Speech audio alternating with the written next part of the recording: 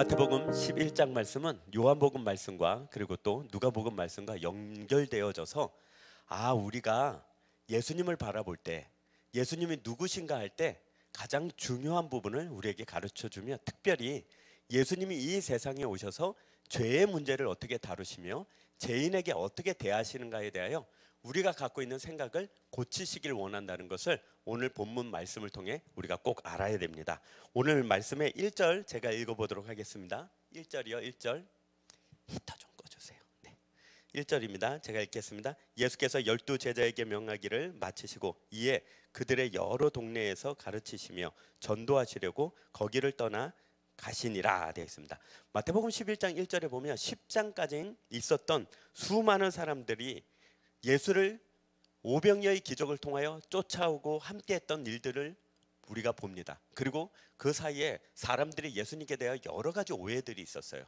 그런데 그 오해들 사이에서도 예수님이 사람들에게 죄 사함에 대하여 사람들과 함께 이야기를 많이 나누었습니다.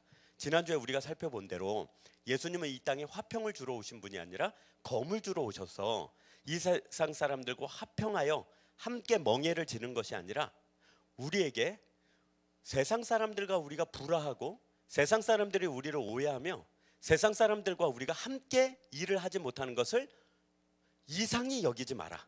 오히려 하나님을 믿는다 그러면 세상 사람들과 불화하게 되고 하나님 나라의 원리와 원칙으로 산다 그러면 가장 가까운 가족하고도 불화를 겪게 되는 일을 너희가 이상하게 여기지 마라. 그래서 나는 너희에게 화평을 주러 온 것이 아니라 검을 주러 왔노라 라고 지난주 수요일 날 우리가 함께 나누었지만, 이렇게 처음 듣는 표정으로 저를 바라봐 주셔서 지난주 거 그대로 다시 해도 될 것 같은, 여하튼 그렇습니다. 그 말씀을 하신 후에 사람들에게 이제 더욱더 깊은 말씀을 12장부터 가르치시기 위해서 떠나는데 갑자기 중간에 한 사건이 끼어들어요. 뭐냐면 요한의 제자들이 와서 물어봅니다. 아니 예수님, 저희 요한의 제자입니다. 요한의 제자라는 것은 누구냐면 요한이 아직 죽지를 않았어요. 아직 그 헤롯 대왕에게 죽지를 않았어요. 요한이 감옥에 있어요. 요한이 왜 감옥에 있냐면 요한이 헤롯 대왕을 비방을 한 거예요. 정당한 비방이죠. 정당하게 나무랬어요. 헤롯 대왕이 이제 나쁜 짓을 하니 그 나쁜 짓 하지 마시오 했다가 너무 열받아서 헤롯이 요한을 옥에다 가둔 거예요. 가두기만 했지 죽이지는 못했어요. 왜냐하면 요한을 따르는 사람이 수다하게 많은 거예요. 요한의 별명이 뭐죠? 세례 요한. 이건 이제 우리가 의역한 것이고 실제 헬라어 단어는 이렇습니다. 물에 담그는 자 요한. 재밌죠? 세례가 물에 담그다는 뜻을 갖고 있어서 그래요.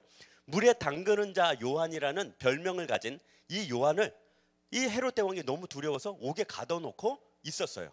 그러나 당시 로마서 할 때 말씀드렸지만 감옥에 갇히면 나라에서 콩밥을 주는 게 아니에요. 이 당시는요. 잘못해서 감옥에 집어넣으면 자기가 먹는 밥은 자기가 해결을 해야 돼요. 그래서 재판 받기도 전에 굶어 죽는 죄수가 허다했어요. 안에서 추우면 나라에서 옷을 주는 게 아니에요. 제수복을. 자기가 옷을 해 입어야 돼요.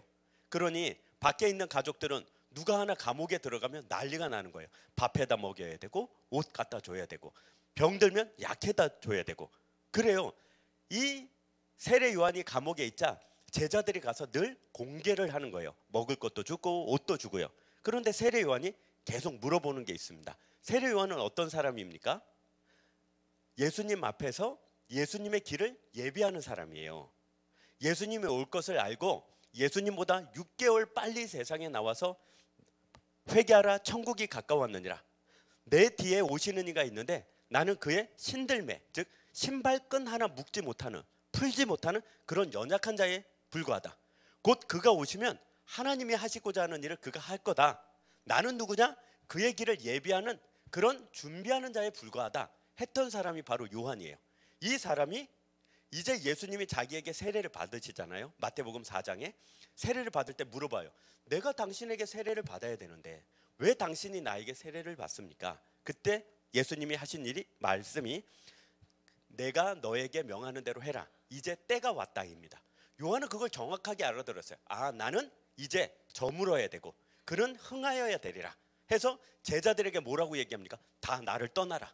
예수께로 가라. 그래서 예수께로 온 제자 중에 유명한 제자가 누가 있죠?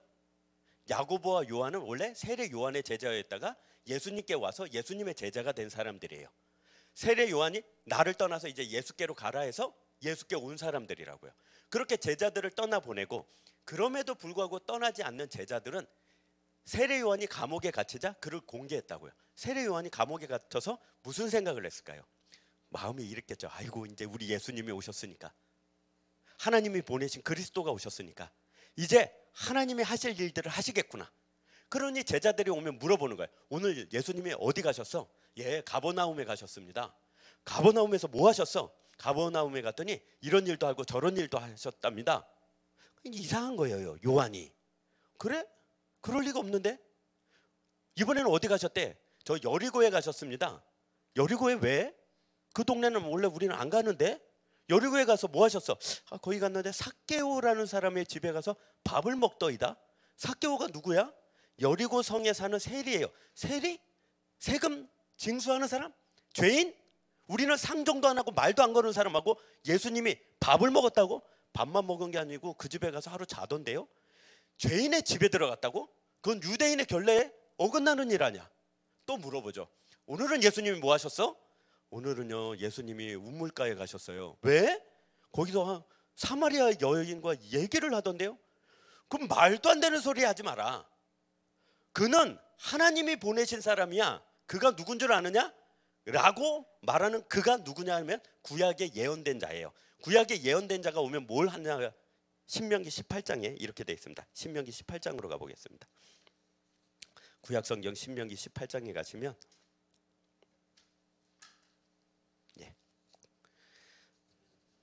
신명기 구약입니다.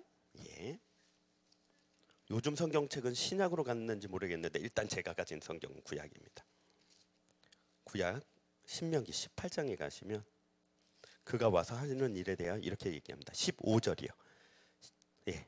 신명기 18장 15절. 구약 성경 290면입니다. 15절 제가 읽어볼게요. 내 하나님 여호와께서 너희 가운데 너희 내 형제 중에서 너를 위하여 나와 같은 선지자 하나를 일으키시니 너희는 그의 말을 들을지니라. 여기 말하는 사람은 누구냐? 모세예요. 모세가 하는 마지막 설교예요.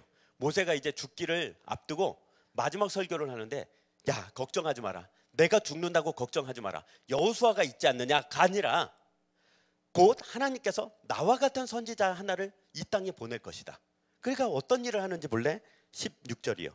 이것이 곧 내가 총회의 날에 호렙산에서 내 하나님 여호와께 구한 것이라. 곧 내가 말하기를 내가 다시는 내 하나님 여호와의 음성을 듣지 않게 하시고 다시는 이 큰 불을 보지 않게 하소서. 두렵건대 내가 죽을까 하나이다 하매. 무슨 말이냐면 하나님의 호렙산에 처음 임하셨을 때 큰 굉음과 바위가 터지고 나무가 뿌리가 뽑히고 위에 빽빽한 구름에 천둥 번개가 치고 하나님의 음성이 들리니 백성들이 뭐라고 말했냐면 이렇게 말했습니다. 우리는 산에 올라갔다가 죽을까 합니다. 그러면 우리는 못 올라가겠습니다. 당신, 모세요. 당신이 대신 올라가서 하나님이 무슨 말씀하시는지 듣고 와서 우리에게 말씀하여 주시고 우리가 하나님께 하고 싶은 기도를 들으셔서 그 기도를 다시 산에 올라가서 하나님께 아뢰 주십시오. 했다, 그 얘기예요. 즉 이 선지자는 누구냐면 하나님과 백성 사이에서 하나님의 말씀을 전하며 백성의 대변자로 설 자, 그가 곧 오신다 이거예요. 그 사람이 무슨 일을 하는지 조금 더 읽어보겠습니다. 17절. 여호와께서 내게 이르시되 그들의 말이 옳도다. 내가 그들의 형제 중에서 너와 같은 선지자 하나를 그들을 위하여 일으키고 내 말을 그 입에 두리니 내가 그에게 명령하는 것을 그가 무리에게 다 말하리라. 누구든지 내 이름으로 전하는 내 말을 듣지 아니하는 자는 내게 벌을 받을 것이요 만일 어떤 선지자가 내가 전하라고 명령하지 아니한 말을 제 마음대로 내 이름으로 전하든지 다른 신들의 이름으로 말하면 그 선지자는 죽임을 당하리라 하셨느니라. 내가 마음속에 이르기를 그 말이 여호와께서 이르신 말씀인지 우리가 어떻게 알리요 하리라. 만일 선지자가 있어 여호와의 이름으로 말한 일에 증언도 없고 성취함도 없으면 이는 여호와께서 말씀하신 것이 아니요 그 선지자가 제 마음대로 한 말이니 너는 그를 두려워하지 말지니라. 이 이야기 이해되시죠? 읽으면 그냥 이해되는 말이라 달리 해석이 필요 없죠. 모세가 말합니다. 나처럼 똑같은 선지자 한 명이 올 거다. 그는 무슨 일을 하냐? 하나님과 사람들 사이에서 하나님이 하시는 말씀을 전하며 사람들의 대변인이 될 것이다. 그래서 그가 하는 말은 너희들이 다 들어야 된다. 그러면 사람들이 너희한테 묻을 거다. 이게 하나님께로부터 오는 말인지 아니면 사람이 지어낸 말인지 우리가 어떻게 알 수 있습니까? 그러자 모세가 뭐라고 얘기합니까? 이렇게 얘기하죠. 그 선지자가 하나님께로부터 온 선지자는 증거는 이것이다. 그가 말한 것에 증험이 있다 이거예요. 성취가 있다 이거예요. 그가 말한 것으로 인하여 그 일들이 이루어진다 이거예요. 요한이 이 점을 너무나도 잘 알고 있었습니다. 그 선지자라고 얘기를 하니까요. 그럼 요한이 알고 있었던 예수님은 어떤 분입니까? 마태복음 1장에 이렇게 나와 있습니다. 마태복음으로 가보겠습니다. 신약성경 마태복음에 가면 세례 요한은 예수님을 이렇게 알았습니다. 마태복음 3장입니다. 3장. 마태복음 3장. 마태복음 3장. 이렇게 알았습니다. 11절이요. 3장 11절.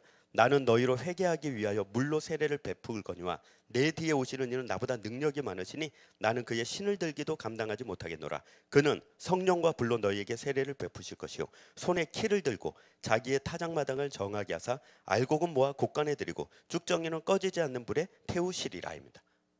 세례 요한은 아까 그 신명기 18장 말씀을 그대로 이해를 해서 뭐라고 생각했냐면, 그리스도가 이 땅에 오시면, 구세주가 이 땅에 오시면 그는 뭐하러 오시냐면 그는 불과 성령으로 죄인들을 다 죽이러 오신다고 믿었어요. 확실히 그렇게 믿었어요. 구약에 있는 모든 선지자들이 다 어떻게 그리스도에 대하여, 메시아에 대하여, 처음 오시는 하나님의 아들에 대하여 생각했냐면, 그는 이 땅에 오면 모든 죄인들을 다 불과 성령으로 깡그리 다 죽여버리고 의인들만 데리고 하나님의 나라를 새로 세운다고 믿었어요. 그래서 세례 요한이 뭐라고 얘기하죠? 회개하라, 천국이 가까웠느니라. 나무마다 도끼가 그 밑둥에 되어 있으니 회개치 아니하는 자는 다 찍혀서 넘어가서 불에 태워질 것이다. 그 임박한 진노를 너희들이 어떻게 피하겠느냐, 독사의 자식들아 하며, 세례 요한은 지금 내가 있을 때 내가 너희에게 전하는 이 전도의 말, 회개를 요청하는 이 말을 듣고 회개하고 하나님께로 돌아와야지. 안 그러면 내 뒤에 오시는 이는 나하고 다르다. 나는 물로 겨우 세례 주지만 그는 불과 성령으로 세례를 주니 너희들을 불로 태울 것이요 완전히 멸망시키실 것이요 모든 죄인들을 다 깡그리 다 마치 나무를 찍어내는 도끼처럼 그가 행하실 것이다. 그러니 너희들 큰일 났다 라고 하는 것입니다. 그리고 나서 이제 세례 요한이 예수님을 만납니다. 계속 읽어볼까요? 13절, 3장 13절. 이때 예수께서 갈릴리로부터 요단강에 이르러 요한에게 세례를 받으려 하시니 요한이 말려 이르되 내가 당신에게서 세례를 받아야 할 터인데 당신이 내게로 오시나이까. 예수께서 대답하여 이르시되 이제 허락하라. 우리가 이와 같이 하여 모든 의의를 이루는 것이 합당하니라. 여기 모든 의의를 동그라미 치고 하나님의 일이에요. 그 의의는 뭐 도덕적으로 윤리적으로 그런 얘기가 아니라 거기서 의의는 하나님의 계획, 하나님의 하나님다우심이에요. 하나님이 하나님답게 나타날 때가 되었다. 그러니 너는 나에게 세례를 줘라. 이제 세례 요한은 자기 평생의 소원을 이룬 거예요. 그는 대단한 사람입니다. 태어나서 얼마 되지 않아서 광야로 들어갔어요. 광야에 들어가서 굴에 파가지고 집을 짓고 그곳에서 메뚜기와 석청을 먹고 살았어요. 에세네파라고 부르는 우리나라 말로는 신비주의파예요. 가서 뭐 했다고요? 굴 속에 들어가서 기도만 했다고요. 그래서 늘 하나님께 하나님의 말씀, 하나님의 환상, 하나님의 계시에 젖어 있던 사람이에요. 늘 금식했고 늘 절제를 했어요. 옷도 좋은 옷을 입지 않고 낙타 털옷을 입고 다녔어요. 맨발이었어요. 지팡이 하나만 들고 다녔어요. 밥도 안 먹었다고요. 메뚜기 먹고 살았다고요. 그런 그에게 성령이 충만하게 임해서 뭐라고 말씀하셨냐면 너는 나의 길을 예비해라. 너는 광야에서 외치는 자의 소리다. 그러니 예수께서 이제 오신다는 걸 외쳐라. 그가 세상을 이제 심판하리라. 흥분해가지고 나온 거예요. 그래서 요단강에 나와서 외친 거예요. 그리고 요단강에서 많은 사람을 회개시키고 있는 가운데 예수님을 만났고 이제 때가 되었구나 하고 예수님이 이제 그리스도로 서기 위해서 일부러 궁전 앞에 가서 헤롯을 대놓고 욕해서 자기가 일부러 죽을 날짜를 받아요. 감옥에 일부러 들어가고 자기는 일부러 사형을 받아요. 왜요? 나는 저물어야겠고 그는 흥하여야 하리라. 그래서 제자들마저도 다 보내요. 왜요? 이제 심판이 온 거예요. 이제 이 세상이 끝나는 거예요. 예수가 오셨으니까요. 예수가 이 땅에 오신 것은 자기 백성을 구하고 죄인은 심판하리라 그렇게 믿고 있었다고요. 그 1998년이었나요? 아닌데 1992년 10월 28일 이제 날짜도 가물가물하네요. 다가올 미래를 대비해라 라는 책이 유행을 하고 다미 선교회라는 데가 유행을 했습니다. 저는 그때 이제 회사 갔다가 학교를 갔다 어디를 갔다가 늦게 그 한강대교 넘고 있는데 한강대교 끝에서 흰 옷 입고 강강수월래 하면서 춤추고 있더라고요. 그날이 10월 28일이었어요. 온다던 10시 지난 지 한참이었어요. 오후 4시인가 5시였어요. 물론 저기 뭐 북반구와 남반구의 차이가 있을 수도 있고 그 엄청 많은 사람이 흰 옷을 입고 거기서 이제 심판이다 그랬어요. 그때 다미 선교회 사람들이 신학교에 많이 있고 막 그래서 말다툼할 때가 많았어요. 그 사람들이 뭐라고 그랬냐면 밥을 안 먹어요. 그럼 왜 안 먹냐 그러면 밥을 먹든 안 먹든 주님이 이제 곧 오시는데 밥을 먹어서 뭐 하냐고 그래요.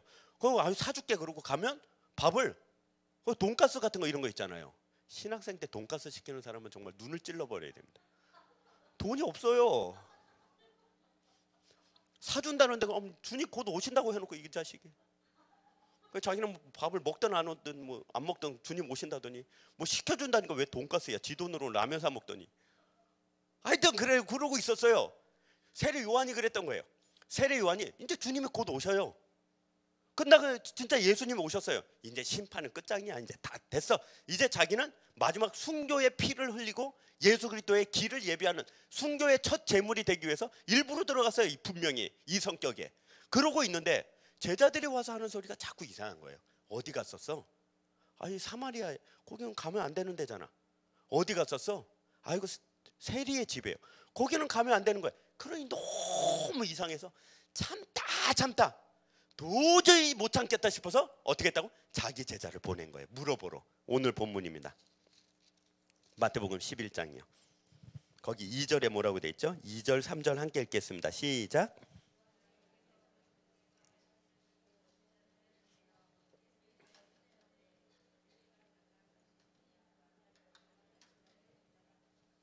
정말 그렇죠. 다른 사람을 기다려야 되나? 그래요. 이 기다림에 대한 모든 인간들의 마음은 전 세계가 똑같아요. 무슨 이야기냐면 신기하게도 사람 사는 동네에는 사람들은요 어떤 사람을 기다리고 있어요. 자기를 초월하고 인간을 초월한 능력자를 어디나 기다리고 있다는 걸 아십니까? 기독교인들만 예수 그리스도의 재림을 기다리는 게 아니에요. 이 당시 사람들만 예수님의 초림을 기다리는 게 아니라 사람들이 있는 모든 곳에는요 누군가를 기다리고 있어요. 신기할 정도예요. 우리나라 사람들도 그러죠. 우리나라 사람들은 누굴 기다리죠? 네, 여러분은 주말 드라마를 기다리고 계실 텐데 그거 말고 격암유록이라는 우리나라 예언서가 있고요. 그리고 거기에 정도령이라는 사람을 기다립니다. 정도령이라는 사람이 한반도에서 나서 한반도를 통일시키고 한반도를 세계의 중심이 돼서 우리나라가 50년 이내에 미국, 러시아, 일본을 능가하는 세계의 중심지가 될 거래요. 그래서 그 증거가 뭐냐면 K-팝이 이렇게, K-푸드가 이렇게, K-컬처가 이렇게 온 세계에 퍼져서 한반도가 세계의 중심이 될 거래요. 거짓말이에요. 끄떡이지 마시고 거짓말이고 아무것도 아닙니다. 우리나라 사람만 그러냐? 일본도 그래요. 일본에 한 여신이 있는데 여신의 아들이 오기를 지금도 기다리고 있어요. 지금도. 그리고 그리스 로마 사람들도 제우스 신의 아들이 언젠가 와서 여기 인간 세계를 다 평정할 거라고 믿고 기다리고 있어요. 아마존에 있는 고대 문화에서도 그렇고요. 희한하게도 전 세계에 있는 모든 인류들은 다 누군가를 기다리고 있어요. 누구요? 초월자. 나를 뛰어넘고 인간을 뛰어넘어 신적 능력을 가질 사람을 초월자로 늘 기다리고 있다고요. 그 기다리고 있는 마음에 한편에 뭐가 있냐면 이것이 늘 있습니다. 늘 기다리고 있는 나는 정당하고 나 외 다른 모든 사람들은 다 부정되고 다 못되고 다 나빠서 저들은 그가 오면 심판을 받을 거라고 믿고 있어요. 이게 사람들이 갖고 있는 죄의 본성이에요. 누구나 이렇게 생각한다고요? 내가 이 안에 들어있으므로 나는 죄인이 아니고 내 기다리는 이 기다림은 정당한 보상을 받을 건데 나 말고 모든 사람들은 다 심판을 받을 거야 라는 묘한 헛된 기대를 다 갖고 있다고요. 우리나라 사람들, 일본 사람들, 러시아 사람들, 뭐 저 아마존 사람들 뿐만 아니고 전부 다 그래요. 사람의 본성에는 이미 하나님이 오실 것을 알고 있는데 자기 자신을 늘 어디다 세우냐면 나는 의인이요, 나는 인정받을 자요, 나는 사랑받을 자라는 데 세워놓고 있다고요. 그렇지 않다라고 하는 자가 없어요. 세례 요한 빼고요. 세례 요한은요 그렇게 생각하지는 않았습니다. 세례 요한은 하나님이 보내신 메시아 그리스도가 이 땅에 오면 모든 자들을 다 깡그리 죄인되게 그들을 멸망시키고 심판할 거라고 믿었다고요. 그래서 세례 요한은 이 메시아를 기다리면서 늘 자기 자신을 어디다 갖다 놨냐면 회개하는 자리, 선한 자리, 거룩하고 의로운 자리에 갖다 놓고 나는 그것을 하지 않음으로 인하여 예수 그리스도가 이 땅에 오시면 바리새인들과 사두개인들과 죄인들은 다 심판을 받을 터이지만 나는 심판을 받지 않을 거라는 곳에 자기 자신을 세웠어요. 조금 다르죠? 막연한 기대나 환상이 아니라 세례 요한은 하나님의 율법에 의거해서 자기 자신은 그 율법을 준수하고 있기 때문에 의인이요 예수 그리스도로 말미암은 심판에서 벗어난 자요, 나머지는요 그 율법에 의해서 벗어나 있기 때문에 심판을 받을 거라고 믿고 있었다고요. 그 생각을 하고 예수님이 하신 이야기들을 들어보니까 말도 안 되는 거죠. 예수님이 왜 율법을 깨트리는 일을 하며, 예수님이 왜 죄인들과 같이 밥을 먹고 죄인들을 멸망시키러 왔고 죄인들을 나무라러 왔고 죄인들을 이제 끝장내러 온 분이 왜 이런 일을 하나 싶어서 자기 제자 둘을 보냈다고요. 이에 대한 예수님의 답변이 4절에 나옵니다. 4절에 예수께서 대답하여 이르시되 너희가 가서 듣고 보는 것을 요한에게 알리되 맹인이 보며 못 걷는 사람이 걸으며 나병 환자가 깨끗함을 받으며 못 듣는 자가 들으며 죽은 자가 살아나며 가난한 자에게 복음이 전파된다 하라. 여기 뭐가 빠져 있죠? 지금 세례 요한이 물어본 건 이겁니다. 예수님 여기 왜 오셨습니까? 죄인을 심판하러 오신 거 아닙니까? 라고 말했는데 예수님은 이렇게 대답한다고요. 뭐라고 대답했다고요? 맹인, 못 걷는 사람, 나병 환자, 못 듣는 자, 죽은 자, 가난한 자에게 복음이 전파된다. 이게 바로 세례 요한이 갖고 있었던 하나님이 죄인을 어떻게 대하시는가에 대한 오해를 예수님이 풀어주신 거라고요. 어떻게 풀어주셨다고요? 나는 죄인을 심판하러 온 자가 아니라 죄인을 사랑하러 온 자라고요. 그래서 사람들의 눈, 세례 요한마저도 사람을 볼 때 저자는 죄인이냐 아니냐, 죄를 범했느냐 안 범했느냐로 보는데 예수님은 전혀 다르게 사람을 본다고요. 어떻게 본다고요? 못 보는 거, 못 걷는 거, 병든 거, 죽은 거, 가난한 사람이구나, 이걸 본다고요. 이게 진짜 예수님이 이 땅에 하러 오신 거예요. 예수님이 이 땅에 죄인을 심판하러 오셔서 죄인들을 지옥으로 다 끌고 가서 너희들은 죄인이니 지옥 가서 영원한 형벌을 받으라, 그거 하러 오신 것이 아니라 예수님은 딱 왔는데 죄인이다 아니다로 보는 것이 아니라 불쌍히 여긴다고요. 불쌍히요. 너 못 보니? 왜 못 보니? 넌 원래 봐야 되는 자야. 너 왜 병들었니? 너 왜 병들었는지 모르냐? 내가 너 병 낫게 해줄 테니까 다시는 병들지 말아라. 너 못 걷냐? 왜 못 걷냐? 너 걸어야 되는 사람이다 원래. 내가 너 걷게 해줄 테니까 이제 걷자. 심지어 가난하냐? 너 가난하면 안 된다. 넌 부해야 된다. 내가 너를 부하게 해줄 테니 너 부귀를 누려라. 가장 극단적인 예는 이것입니다. 너 왜 죽어 있냐예요. 이게 말이 됩니까? 예수님이 사람을 볼 때 사람이 보는 시선하고는 완전히 다르다고요. 사람이 사람을 볼 때 뭐라고요? 죽으면요, 아이고 죄가 있어서 죽은 거지, 그 쌤통이다 그렇게 하더니 잘 죽었네 이러는데 아니요, 그가 한 행적과 행위와 그가 해놓은 것들로 사람을 보지 않고 예수님은요 사람을 진짜 사람으로 봐요. 하나님으로서 자기가 만든 피조물을 본다고요.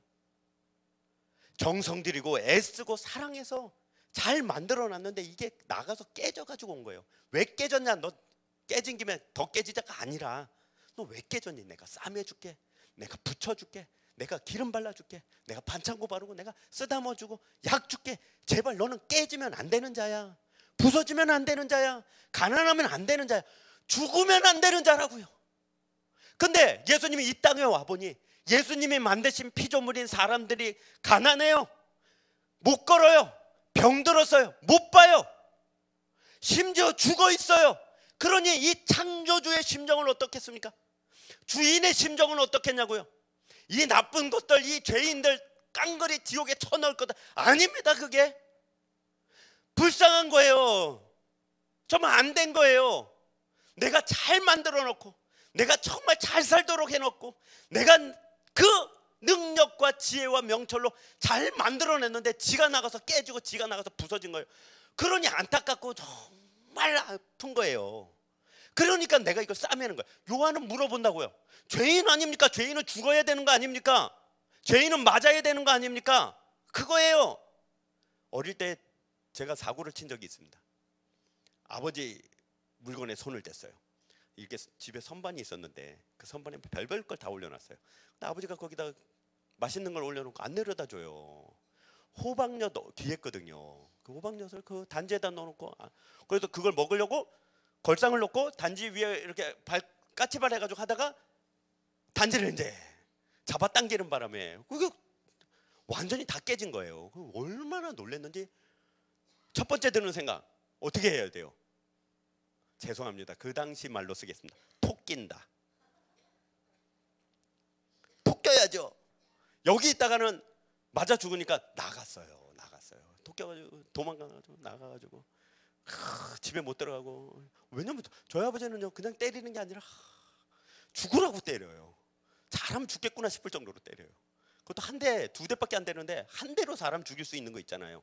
그냥 종아리 걷어 그러면 그 이렇게 아버지 나무로 만든 침목이 있었는데 침목이 딱 아우 이렇게 생겼어.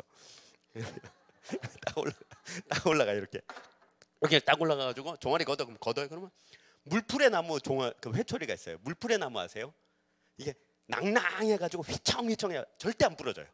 이게 버드나무처럼 생겼거든요. 휙 그리고 한 대 쫙 때리면 피멍이 쫙 들고 피가 탁 심지어 종아리에 힘 줬다가 터지면요 장난 아니에요.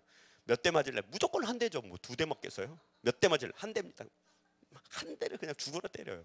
아 미치겠어요. 정말 죽을 것 같아요. 그러면 이제 집에 들어갈 수가 있어요? 못 들어가죠. 근데 배도 고프고 이제 아버지 뭐 주무시나 그래가지고 밤늦게 들어갔는데 아버님 계시더군요. 들어갔죠. 가지고 이거 누가 그랬어? 제가 그랬습니다. 너 몇 대 맞아야 돼? 뭐 이러다가 제가 정신없이 나가다 보니까 그 단지를 밟아가지고 발이 찢어졌는데 몰랐나 봐요. 양말에 피가 젖었는데 딱지가 되도록 겁이 나가지고 아버지가 다친 것도 모르고 밖에서 벌벌 떨다가 들어간 거예요. 그러니까 아버지가 보더니 우리 아버지 그런 모습 처음 봤어요. 그냥 뭐 이러더니 막 양말을 벗기더니 그걸 물로 씻기고 아버지가 선수 뭐 이렇게 하시는 게 분이 아닌데 씻기고 그래서 그날 안 맞았잖아요. 한 대도 안 맞았잖아요. 한 대도 안 맞고 그 월말 결산할 때 맞기는 했지만 그걸로 하여튼 그날은 안 맞았어요. 그날 안 받고 그냥 아버지한테 너 이거 왜 그랬냐고 그랬어요. 아이 그 아버지라서 그런가 봐요. 그 아들이라서 그런가 봐요. 그 이야기를 하는 겁니다. 하나님께서 이 땅에 예수 그리스도를 보냈을 때 이름을 주어서 보냈어요. 예수라는 이름이요 자기 백성을 저희 죄에서 구원할 자예요. 세례 요한은 그렇게 생각하지 않았다고요. 어떻게 생각했다고요? 예수님이 이 땅에 오시면 심판하실 거야. 죄인들은 다 죽여버릴 거야. 다 멸망시킬 거야. 우리 율법을 지킨 자는 다 괜찮을 거야 라고 생각해. 아니요, 예수님은 그런 심정으로 우리에게 오시지를 않으세요. 그러니 제발 실수하고 잘못하고 심지어 범죄했을 때라도 죄송합니다 이렇게 표현해서 좀 뻔뻔해지세요. 스스로 자책하고 스스로 무너져서 나는 교회 다니면 안 되는 사람이야, 난 교회 오면 안 돼, 나 같은 사람이 어떻게 교회 다녀. 아니요, 그렇게 생각 안 하신다니까요. 기다리세요. 찾으세요. 얼만큼 정신이 없으면 99마리를 들에 버려두고 한 마리 찾으러 가는 게 예수님이세요. 한 마리 찾아오다 99마리 다 도망가면 어떡합니까? 그럴 정신이 없는 거예요. 그럴 계산을 못해요. 왜요? 마음이 급해서요. 마음이 너무 소중한 게 급하면요 정신이 없어요. 경상남도 마산에 가면 해원동에 성은교회라고 있습니다. 성은교회 앞에 주공아파트가 있고 거기에 분식점이 있어요. 분식점 이름을 까먹었는데 그 분식점에 아줌마가 이렇게 좀 덩치가 좀 큰, 덩치가 작으면 말도 안 될 건데 덩치가 좀 큰 아줌마가 떡볶이 팔아요. 그 아줌마 평생 소원이 뭐냐면 거기 가게에 새 냉장고 집어넣는 거예요.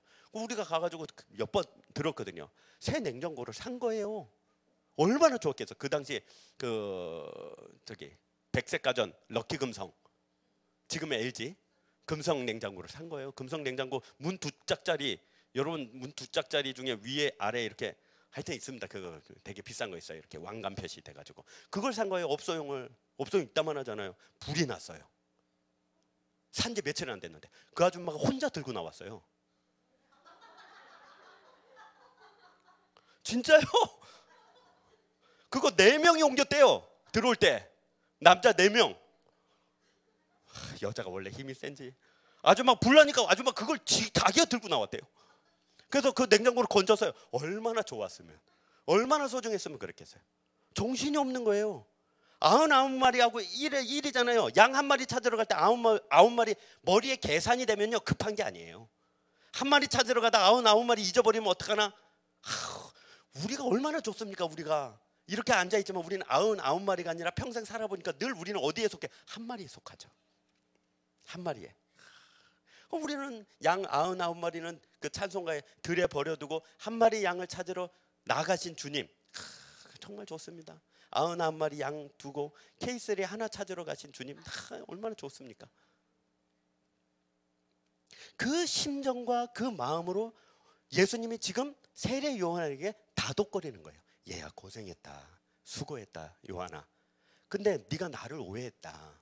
나는 죄인을 심판하러 온 자가 아니라 죄인을 구하러 온 자다.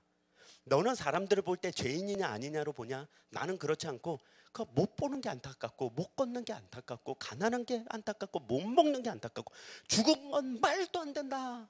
그래서 내가 못 걷는 자는 걷게 하러 온 것이고 보지 못한 자는 보게 하러 온 것이고 죽은 자를 살리러 온 것이다. 그게 나 예수다. 그게 우리에게 오신 예수님이세요. 그래서 예수님 우리 집에 와서 뭐 하실 거예요? 물어보세요 제발. 그럼 예수님 뭐하러?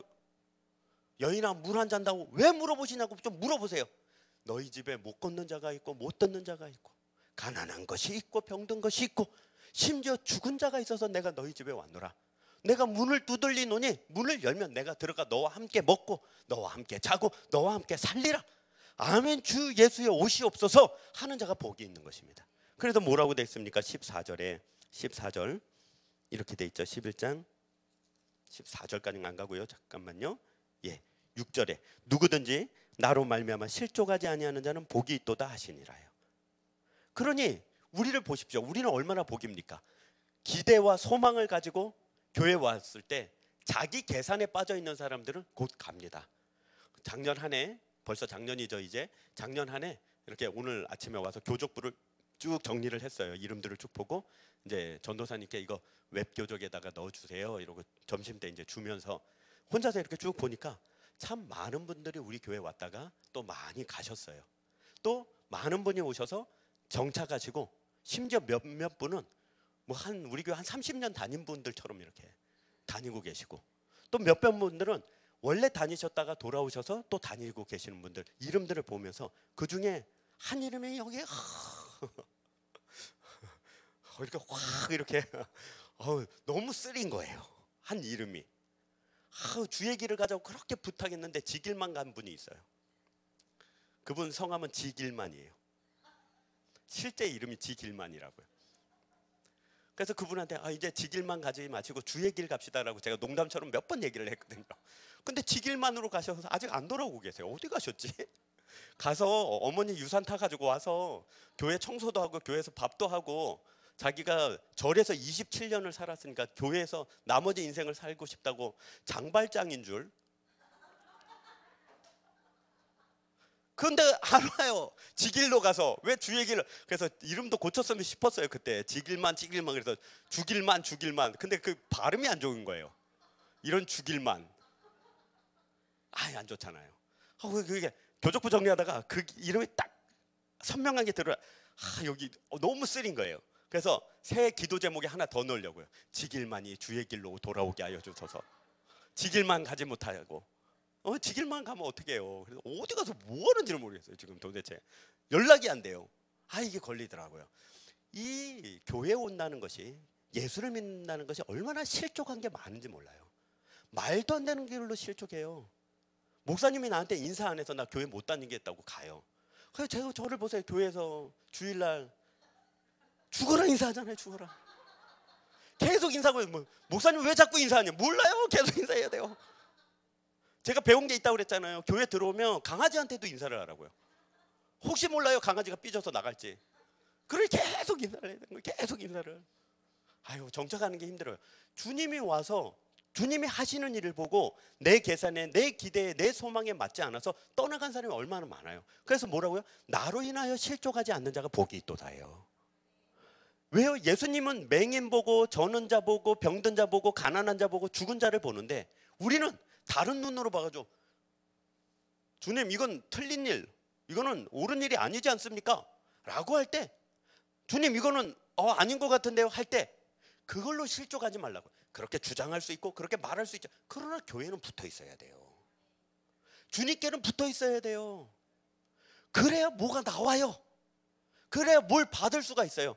뭐라고요? 거기 이렇게 돼 있죠. 7절에 그들이 떠나며 예수께서 무리에게 요한에 대하여 말씀하시되, 제자들이 갔어요. 이제 예수님의 제자들만 남아 있어요. 그러니 예수님이 속내를 드러내요. 여기서 너희가 무엇을 보려고 광야에 나갔더냐? 바람에 흔들리는 갈대냐? 그러면 너희가 무엇을 보려고 나갔더냐? 부드러운 옷 입은 사람이냐? 부드러운 옷을 입은 사람들은 왕궁에 있느니라. 지금 주님이 요한에 대하여 이 마음이 남은 거예요. 광야에 뭐하러 나가니? 흔들리는 갈대밖에 더 있지 않느냐? 라고 얘기하잖아요. 그 예전에 이름이 갑자기, 그 가수가 부른 노래가 있습니다. 여자의 마음은 갈대요. 그거 있잖아요. 흔들리는 갈대요. 모르는 척하지 마십시오, 권사님들. 채베코 기억났습니다. 그 뒤에 노래 또 나온 거 아십니까?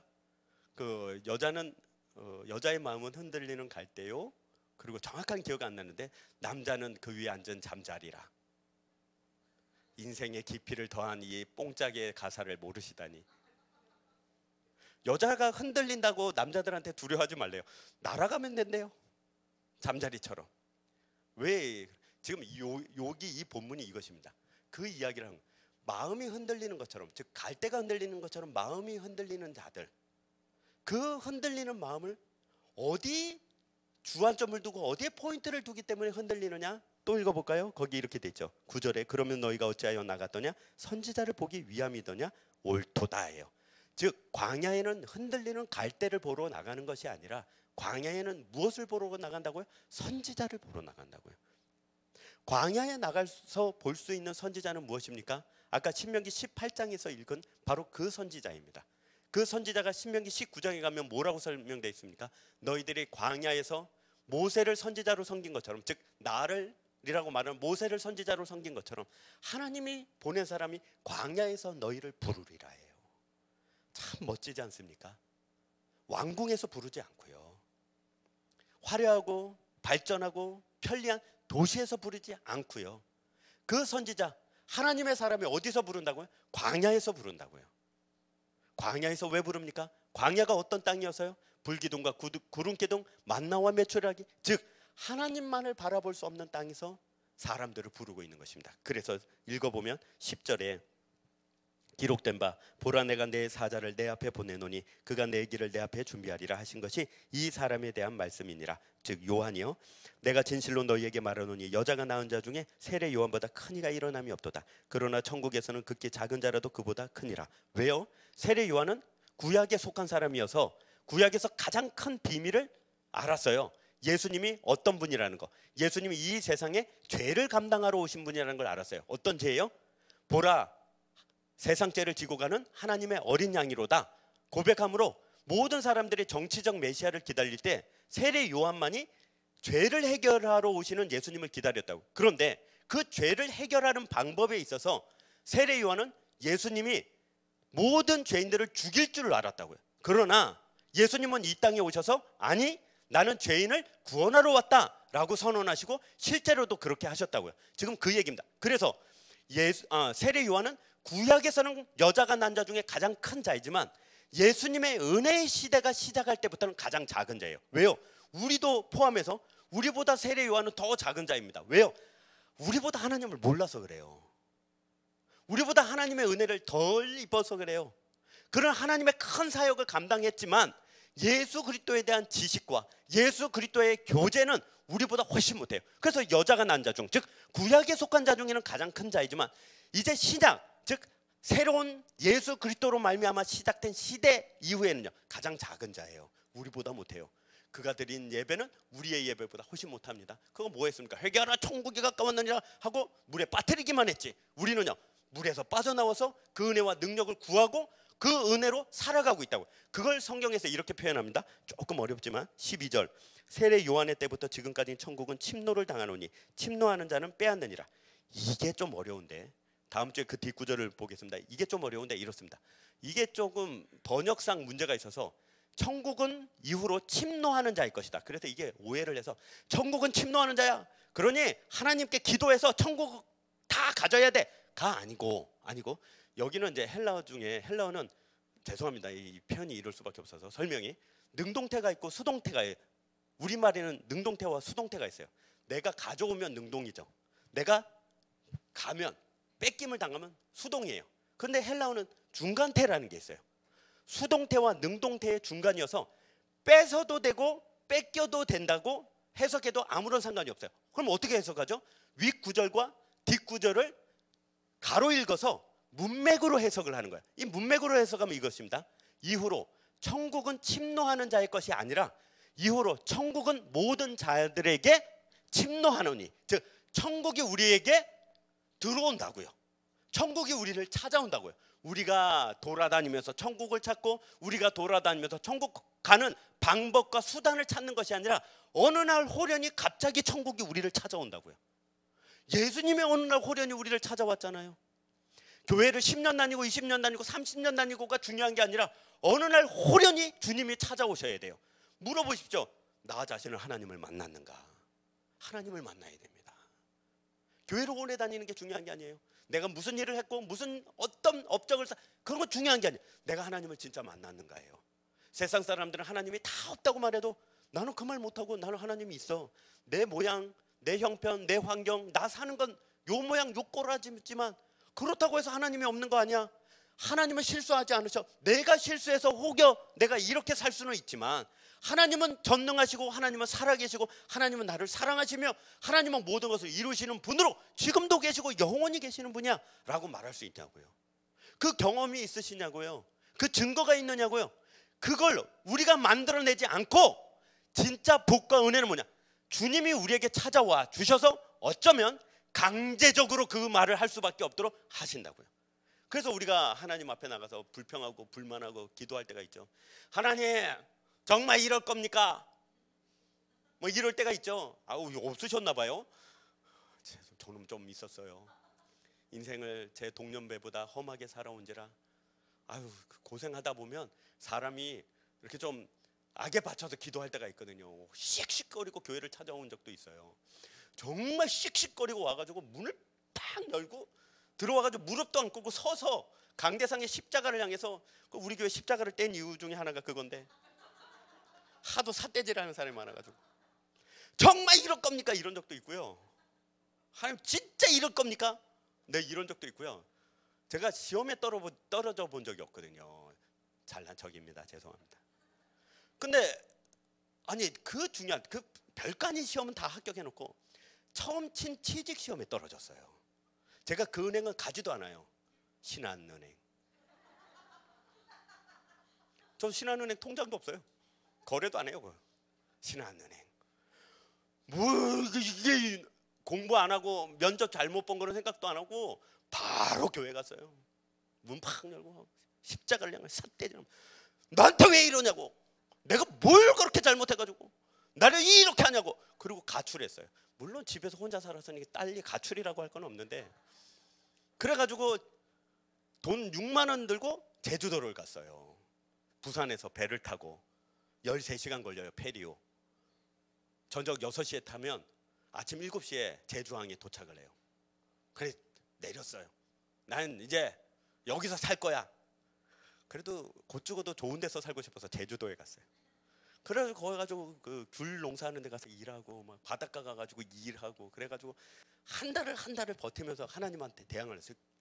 제 인생 최초로 교회도 안 가고 하나님 생각을 지우기 위해서 애를 썼어요. 돈 떨어지고 뭐 더 벌 데도 없고 그래가지고 겨우 뱃삭을 마련해가지고 진도까지는 4시간밖에 안 걸려요. 진도까지는 뱃삭을 마련해서 진도 여객터미널에 내렸는데 집에 갈 방법이 없는 거예요. 옆에 성환이라는 최성환이라는 우리 반 같이 둘이 갔었거든요. 성환이하고 둘이 가만히 있는데 성환이가 저한테 야, 너 교회 다니잖아. 나는 부처한테 빌 테니까 너 하나님한테 빌어봐. 걔 불교 회장이었거든. 그래가지고 제가 너는 하지 마. 너는 한다고 되는 게 아니야. 그래가지고 어떤 아저씨를 만났는데 세탁소를 하러 부산에 가는 아저씨를 만났어요. 그래서 그냥 앉아가지고 사발면을 사주고 얘기를 하다가 학생들이 그러냐고 자기하고 부산을 가자고. 그 부산까지 가서 부산에서 마산은 금방이거든요. 그래서 집까지 가는 해가지고 집에 왔어요. 그 집에 와가지고 제가 이제 그 냄새나는 옷 거의 한 달 냄새나는 옷을 이제 빨려고 이제 통에다가 세제를 붓고 놓고 이제 밟다가 이제 울컥한 거죠. 아이씨, 도망칠 수도 없고 하나님이 안 도와주면 할 수 없구나 이러고 다시 학교를 갔어요. 그래서 무사히 졸업을 해서 목사가 돼서 여러분 앞에 있습니다. 우리 인생이라는 것이 그만큼 하나님 앞에서 정말 힘든 부분이 이 부분입니다.